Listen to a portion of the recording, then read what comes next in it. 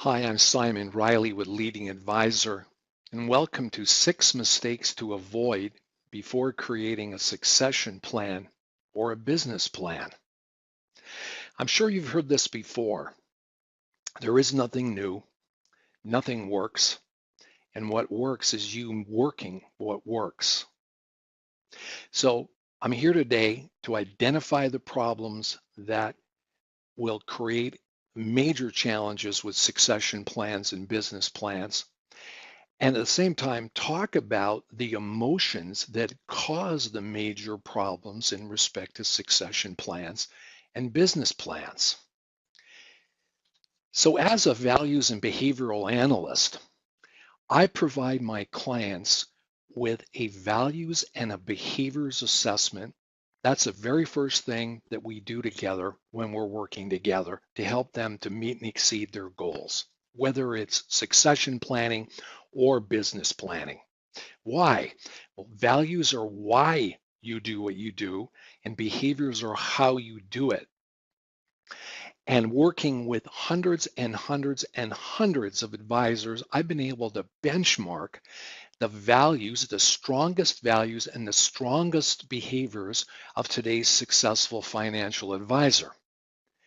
And so what you're looking at here is a graph that shows you the 6 strongest values of most North Americans running from left to right. First one we're looking at here is theoretical. So the higher the score, the more inclined the person is going to have appreciation for knowledge and information. The next one is utilitarian, capitalism, return on investment. What am I getting for my time and my money? The next one is aesthetics, an appreciation for art, architecture. In a business setting, this aesthetic score is usually low. If you did this assessment when you're in Hawaii for 3 weeks, we may very well get a different score. But in a business setting, it's usually low. Next one is social, people. Next one is individualistic, personal power, inner strength. And the last one is traditional. How do you follow the rules? Now notice the horizontal lines. The horizontal lines indicate the national mean or the average score of the average person, not the scores, not the average scores of an entrepreneur, a business person, or a financial advisor. The graph that I'm showing you right now indicates or shows you what the strongest scores are of the most successful financial advisors. And this would also apply to entrepreneurs and business leaders alike. So number one is utilitarian, capitalism, return on investment. Number two, individualistic, personal power, inner strength. Number three, theoretical, knowledge, information.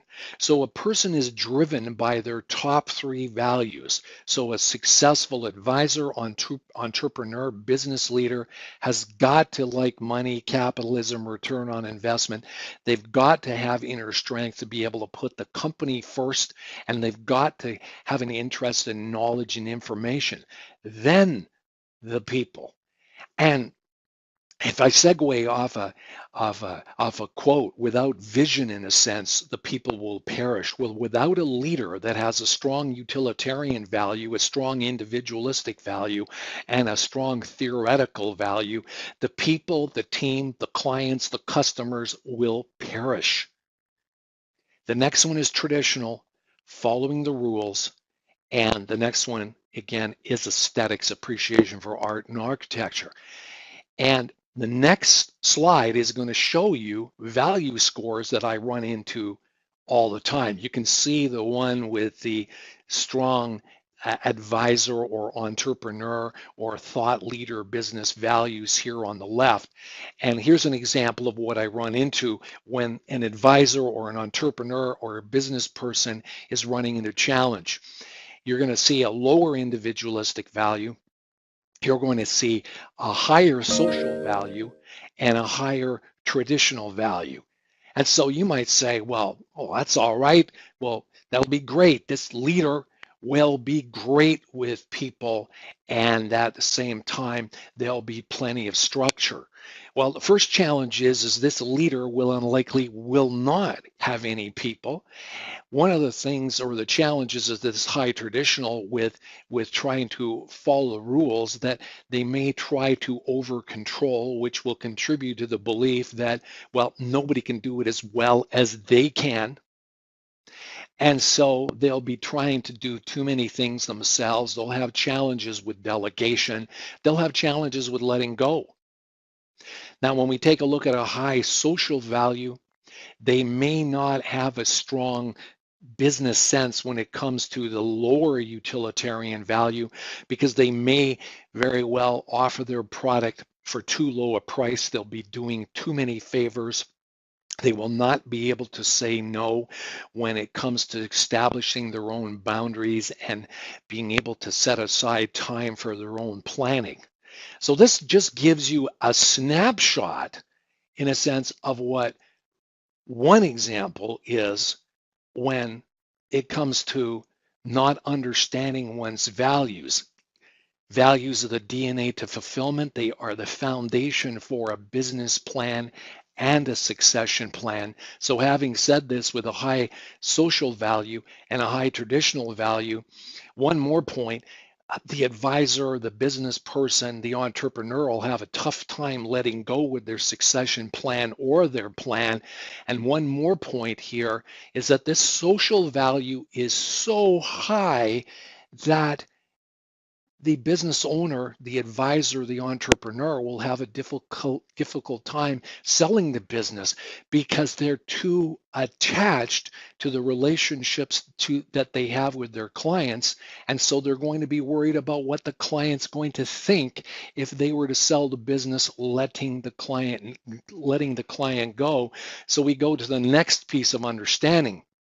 When any of these values get too high, they cross the line from being a value to an unmet need. Values are what drive positive beliefs and positive feelings. Unmet needs drive negative beliefs and negative emotions. So heading to the next slide, if we have a high theoretical, higher than this one, let's pretend that we're talking a score of 70 here, and we've got an advisor, business person, or entrepreneur alike that's scoring high in 70, in particular towards a financial advisor.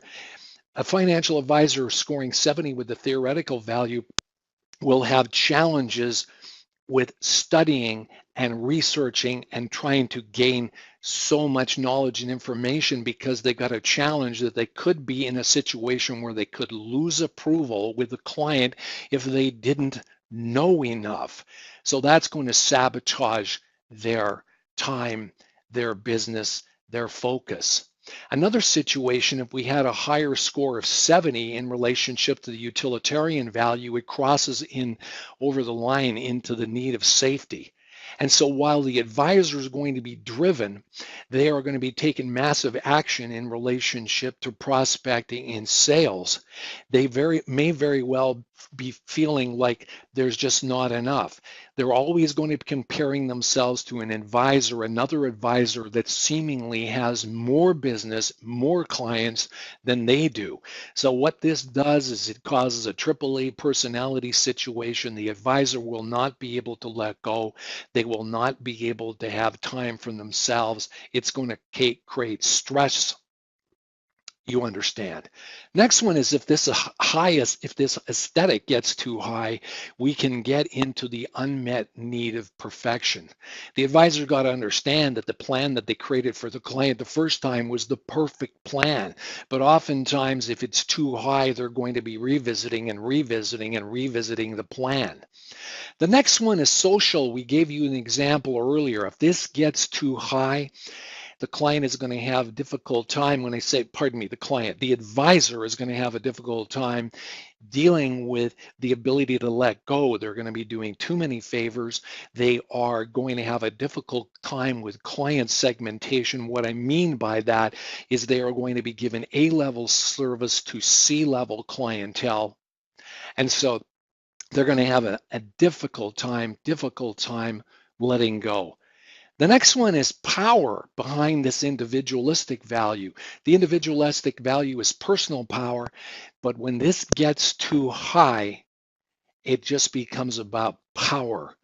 And you've heard the expression, power ultimately corrupts. And so this individualistic value, when it gets too high, the advisors are going to have a difficult time listening. They're not going to be able to hear what their client's point of view is. The last one, traditional. When this value gets too high, and when I say too high, when it starts getting past 65, 70, it crosses into the territory of going from traditional to control. And in this case of a financial advisor, business person, or entrepreneur alike, they're not going to be able to let go. They're going to try to do it all. They're going to have a difficult time keeping staff. And so there isn't anybody that they're going to attract that is going to be good enough. And so this last one in particular, these last two, as a matter of fact, power and control. If these, in this case, these unmet needs of power and control are out of control, there will never be enough time. There will never be a partner. There will never be a successor. There will never be a support person that can ever do enough. So if you'd like more information, I've got an explanation in writing of what I've been sharing with you today. And there will also be a couple of other video links to be able to expand upon this concept that I'm sharing with you. So www.leadingadvisor.com, values discovery process. I want to thank you very much for your time, and may you have success with your succession plan and your business plan.